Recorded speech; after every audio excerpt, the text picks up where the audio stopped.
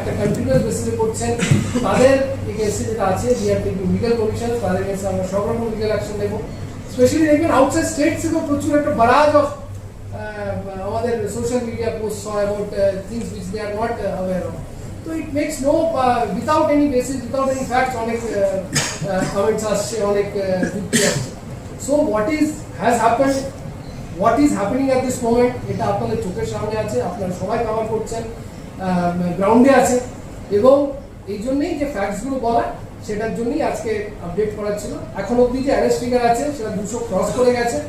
এবং এফআইআর যেটা আছে যেটা আগেও বলেছি সুমোটো এফআইআর আমরা যত পেরেছি রেজিস্টার করা হয়েছে, এবং যারা ইন্ডিভিজুয়াল বেসিসে এফেক্টেড হয়েছে তারা ধীরে ধীরে, যেই বললাম যে লোকরা আমাদের কাছে যেভাবে আসবেন সেই এফআইআর সংখ্যাটা অবভিয়াসলি অনেক